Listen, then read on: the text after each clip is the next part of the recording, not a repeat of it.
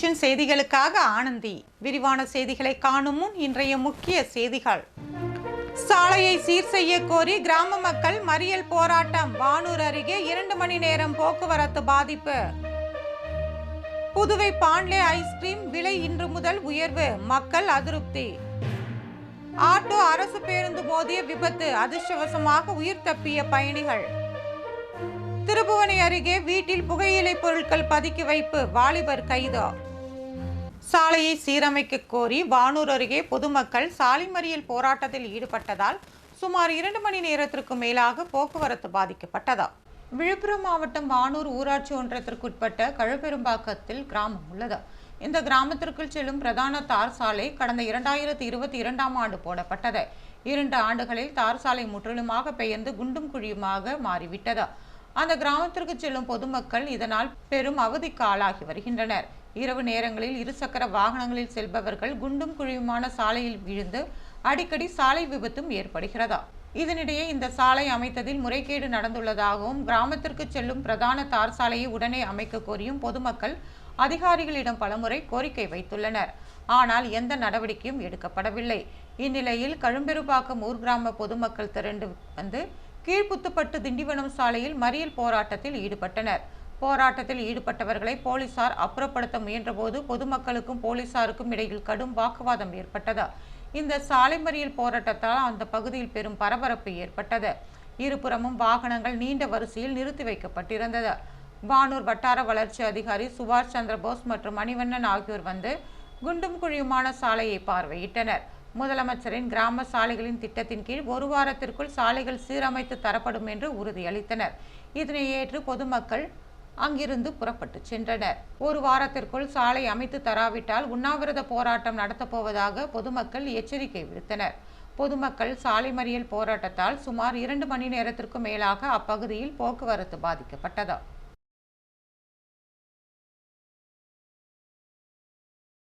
புதுவை பாண்லே நிறுவனத்தின் ஐஸ்கிரீம்கள் விலை உயர்த்தப்பட்டுள்ளன.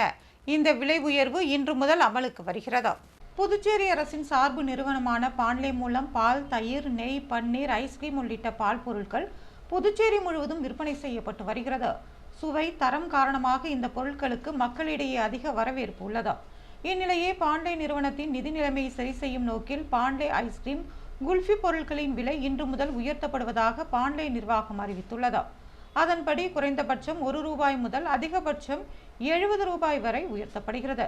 குறிப்பாக ₹7 விற்கப்பட்ட வெண்ணிலா ஐஸ்கிரீம் ₹8ஆகவும், ₹35 விற்கப்பட்ட குல்ஃபி ₹40ஆகவும், பட்டர்ஸ்காட்ச் 90 ml 25 30 உயர்த்தப்பட்டுள்ளது. இந்த விலை உயர்வு இன்று முதல் அமலுக்கு வருவதாக பாண்லே நிர்வாகம் அறிவித்துள்ளது. இந்த திடீர் உயர்வு பொதுமக்கள் மத்தியில் அதிருப்தியை ஏற்படுத்தியுள்ளது. ஈசிஆர் சாலையில் ஆட்டோ பேருந்து மோதிய விபத்தில் அதிர்ஷ்டவசமாக பயணிகள் யாருக்கும் பாதிப்பு ஏற்படவில்லை. புதுச்சேரி தற்காலிக பேருந்து நிலையத்தில் இருந்து கிழக்கு கடற்கரை சாலை வழியாக சென்னைக்கு புதுச்சேரி அரசின் பேருந்து சம்பவத்தன்று காலை 6 மணிக்கு புறப்பட்டது. மடுவுப்பேட் அருகே வந்தபோது ஆட்டோ ஒன்று திடீரென்று கிழக்கு கடற்கரை சாலையை கடக்க முயன்றது. இதனால் விபத்தை தவிர்க்க பேருந்து ஓட்டுநர் பிரேக் அடித்து வலதுபுறம் திருப்ப தடுப்பு சுவர் மீது பேருந்து மோதி நின்றது. அதே வேகத்தில் ஆட்டோ 20 அடி தூரத்திற்கு இழுத்துச் செல்லப்பட்டது. ஆட்டோ ஓட்டுநர் வானரப்பேட்டையை சேர்ந்த காளிதாஸ் லேசான காயங்களுடன் உயிர் தப்பினார்.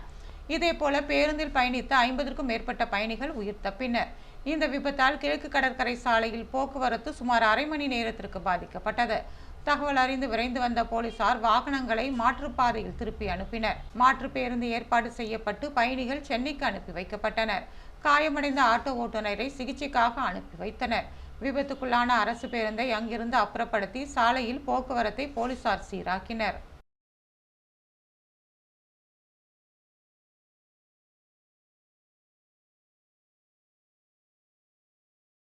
திருபுவனை அருகே வீட்டில் புகையிலை பொருட்களை பதுக்கி வைத்திருந்த வாலிபரை போலீசார் கைது செய்துள்ளனர். புதுவை திருபுவனை அருகே உள்ள ஆண்டியர்பாளையம் மாரியம்மன் கோவில் தெருவை சேர்ந்தவர் கலியனின் மகன் பாலச்சந்திரன்.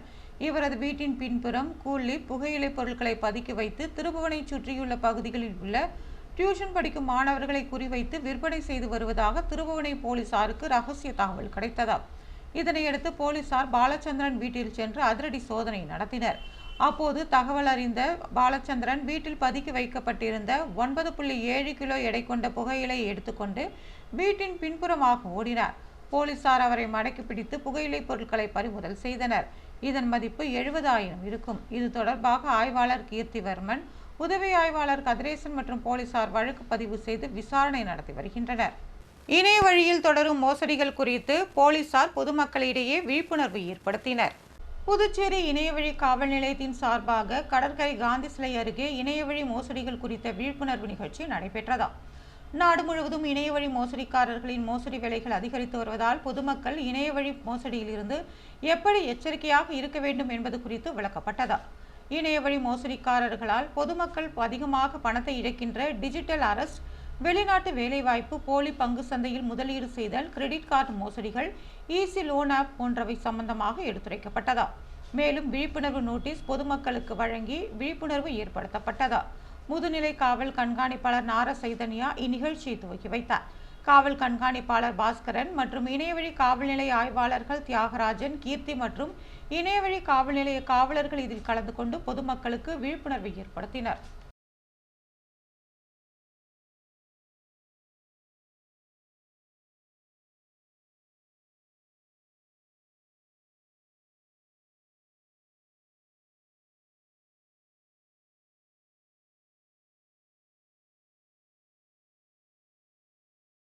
பாவேந்தர் பாரதிதாசனின் நினைவு நாள் இன்று அனுசரிக்கப்பட்டது. இதனையொட்டி பாரதி பூங்காவில் அமைந்துள்ள அவரது திருவுருவ சிலைக்கு முதலமைச்சர் ரங்கசாமி மாலை அணிவித்து மரியாதை செலுத்தினார். அவரை தொடர்ந்து சட்டப்பேரவைத் தலைவர் செல்வம், பொதுப்பணித்துறை அமைச்சர் லட்சுமி நாராயணன், வேளாண் துறை அமைச்சர் தேனி ஜெயக்குமார், குடிமைப்பொருள் வழங்கல் மற்றும் நுகர்வோர் விவகாரங்கள் துறை அமைச்சர் திருமுருகன், ஆதிதிராவிடர் மற்றும் பழங்குடியினர் நலத்துறை அமைச்சர் ஜே சரவணன்குமார், சட்டப்பேரவை துணைத் தலைவர் ராஜவேலு, அரசு கொறடா ஆறுமுகம், சட்டமன்ற உறுப்பினர்கள் ரமேஷ், பாஸ்கர் என்கிற தட்சிணாமூர்த்தி, லட்சுமிகாந்தன் ஆகியோர் மாலை அணிவித்து மரியாதை செலுத்தினர். இதனைத் தொடர்ந்து பெருமாள் கோவில் வீதியில் அமைந்துள்ள பாவேந்தர் பாரதிதாசன் நினைவு அருங்காட்சியகத்தில் அலங்கரித்து வைக்கப்பட்டிருந்த பாவேந்தர் பாரதிதாசனின் திருவுருவப் படத்திற்கு சட்டப்பேரவைத் தலைவர் தலைமையில் மலரஞ்சலி செலுத்தப்பட்டது.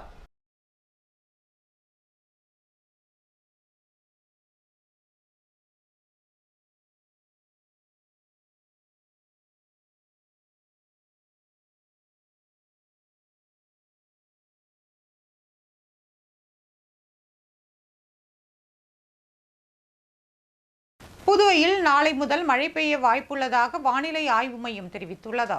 தமிழகம் மற்றும் புதுச்சேரியில் கோடை வெயிலின் தாக்கம் நாளுக்கு நாள் அதிகரித்து வருகிறது. புதுச்சேரியில் தினமும் சராசரியாக 96 டிகிரி ஃபாரன்ஹீட் வெயில் பதிவாகி வருகிறது. நடப்பு சீசனில் முதன்முறையாக கடந்த 12ஆம் தேதி 100.4 டிகிரி பதிவானது. இது கடந்த 7 ஆண்டுகளில் ஏப்ரல் மாதத்தில் பதிவான 2வது அதிகபட்ச வெயிலாகும். இந்நிலையில் புதுச்சேரியில் நேற்று 96.44 டிகிரியாக வெயில் கொளுத்தியது. இதனிடையே அடுத்த 6 நாட்களுக்கான வானிலை நிலவரம் குறித்து சென்னை வானிலை ஆய்வு மையம் தெரிவித்துள்ளது. தென்னிந்திய பகுதிகளின் மேல் வளிமண்டல கீழடுக்கு பகுதிகளில் கிழக்கு மற்றும் மேற்கு திசை காற்று சந்திக்கும் பகுதி நிலவுகிறது.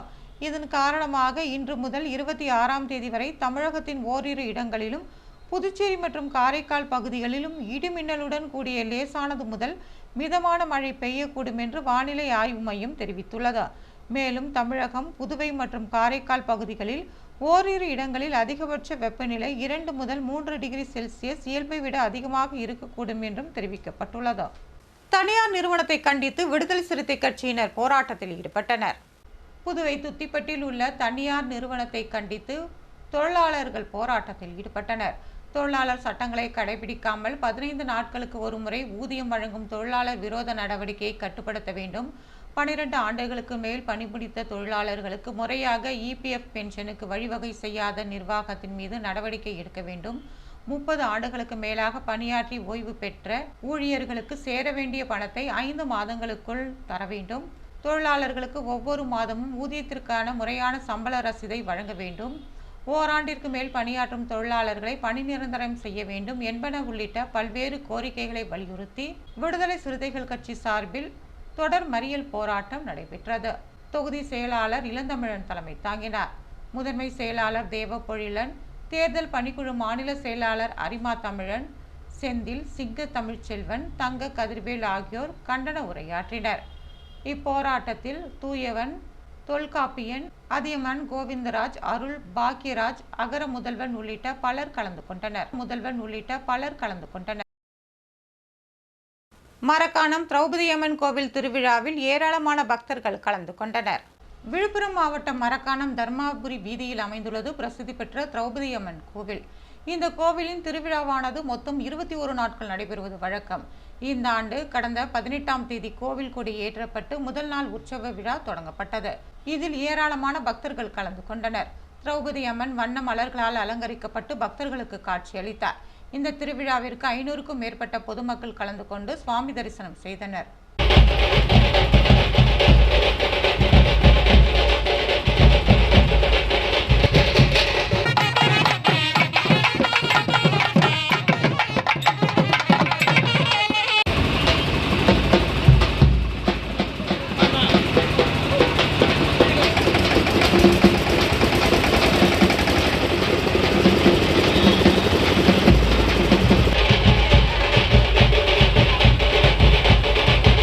SMV பள்ளியில் உலக புவிநாள் நிகழ்ச்சி நடத்தப்பட்டது.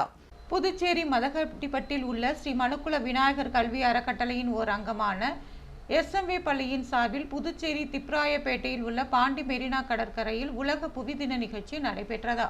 சிறப்பு விருந்தினர்களாக தக்ஷஷிலா பல்கலைக்கழகத்தின் வேந்தரும் மனுக்குல விநாயகர் கல்வி அறக்கட்டளையின் தலைவர் மற்றும் நிர்வாக இயக்குநருமான தனசேகரன், பொருளாளர் ராஜராஜன், இணை செயலாளர் ஆர்கிடெக்ட் வேலாயுதம், ஸ்ரீ மனுக்குல விநாயகர் கல்வி அறக்கட்டளையின் உறுப்பினர்கள் நிலா, பிரியதர்ஷினி, கீதா, கவிதா, வைஷ்ணவி, சூரியகுமார், ஸ்ரீ மனுக்குல விநாயகர் பொறியியல் கல்லூரியின் இயக்குனர் மற்றும் முதல்வர் வெங்கடாச்சலபதி ஆகியோர் கலந்து கொண்டனர்.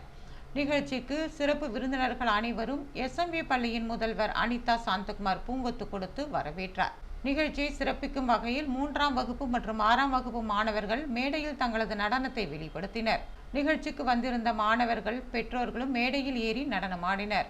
இதனை ஏராளமானோர் கண்டு ரசித்தனர். பள்ளி முதல்வர் மாணவர்கள் கோடைக்கால விடுமுறையை பயனுள்ள வகையில் பயன்படுத்திக் கொள்ளுமாறு தங்கள் பள்ளியில் கோடைக்கால வகுப்புகள் நடைபெற உள்ளதாகவும் தெரிவித்தார். இதனைத் தொடர்ந்து மாணவர்களுக்கு பல்வேறு விளையாட்டு மற்றும் விழிப்புணர்வு நிகழ்ச்சிகள் மாதிரிகள் செய்து காட்டப்பட்டது. மாணவர்களுக்கு கூண்டு வடிவ காகித உரை வழங்கப்பட்டது. அதனுள் ஒளியேற்றி குழுவாக சேர்ந்து ஒரே நேரத்தில் பறக்கவிட்டனர். வானில் பறந்து சென்ற அந்த காட்சி ரம்மியமாக இருந்தது. விழாவிற்கான ஏற்பாடுகளை முதல்வர் மற்றும் துணை முதல்வர், நிர்வாக அலுவலர்கள், ஆசிரியர்கள் செய்திருந்தனர். திருபுவனை காங்கிரஸ் பொதுச் செயலாளர் தனுஷ்வின் பிறந்தநாள் விழா அன்னதானம் வழங்கி கொண்டாடப்பட்டது. புதுவை திருபுவனை சட்டமன்ற தொகுதி காங்கிரஸ் பொதுச் செயலாளர் தனுசு தனது பிறந்த நாளை விநாயகம்பட்டியில் உள்ள அவரது இல்லத்தில் கொண்டாடினார். இந்நிகழ்ச்சியில் புதுச்சேரி காங்கிரஸ் தலைவரும் நாடாளுமன்ற உறுப்பினருமான வைத்திலிங்கம் கலந்து கொண்டு பொதுச் செயலாளர் தனுசுக்கு பொன்னாடை அணிவித்து பிறந்தநாள் வாழ்த்துக்களை தெரிவித்தார். இந்நிகழ்ச்சியில் சட்டமன்ற உறுப்பினர் வைத்தியநாதன், முன்னாள் சட்டமன்ற உறுப்பினர்கள் அனந்தராமன், பாலன், பொதுச் செயலாளர் இளையராஜா, மாநில செயலாளர்கள் செந்தில்குமார், ராஜாராம், மங்களம், ரகுபதி உள்ளிட்ட பலர் கலந்து கொண்டனர். மேலும் அவரது ஆதரவாளர்கள் ஆலயத்தில் சிறப்பு பூஜைகள் செய்து அன்னதானம் வழங்கி அவரது பிறந்தநாளை கொண்டாடினர். நிகழ்ச்சிக்கான ஏற்பாடுகளை குச்சிப்பாளையம் வேலு, ஜீவரத்தினம், முருகன் உள்ளிட்ட நிர்வாகிகள் செய்திருந்தனர்.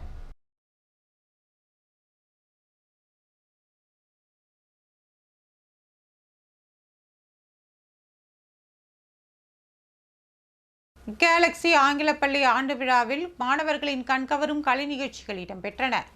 புதுச்சேரி வில்லியனூர் கேலக்ஸி ஆங்கில உயர்நிலைப் பள்ளியின் ஆண்டு விழா வில்லியனூர் பகுதியில் அமைந்துள்ள தனியார் திருமண நிலையத்தில் நடைபெற்றது. பள்ளி மாணவ மாணவரின் கலை நிகழ்ச்சிகள் நடைபெற்றது. விளையாட்டுப் போட்டி, பேச்சு போட்டி, நடனப் போட்டி, தேச தலைவர்களின் மாறுவேட போட்டி உள்ளிட்ட பல்வேறு போட்டிகளில் கலந்து கொண்டு தங்களது தனித்திறமைகளை வெளிப்படுத்திய மாணவர்களுக்கு பரிசுகள் வழங்கப்பட்டது.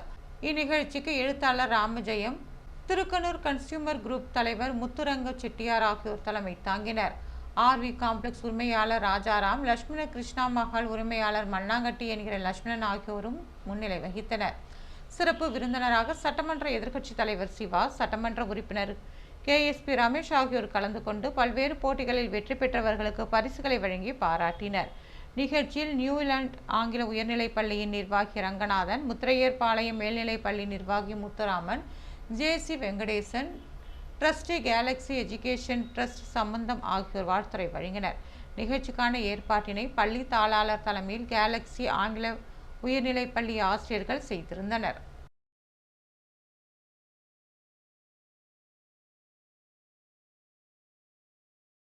புதுவையில் இன்றைய தங்கம் மற்றும் வெள்ளி விலை விவரம். தங்கம் 1 கிராம் 9,015 ரூபாய். ஒரு சவரன் தங்கம் 72,120 ரூபாய். வெள்ளி 10 கிராம் 1,080 ரூபாய். மீண்டும் இன்றைய முக்கிய செய்திகள். சாலையை சீர் செய்ய கோரி கிராம மக்கள் மறியல் போராட்டம். வானூர் அருகே 2 மணி நேரம் போக்குவரத்து பாதிப்பு. புதுவை பாண்லே ஐஸ்கிரீம் விலை இன்று முதல் உயர்வு, மக்கள் அதிருப்தி.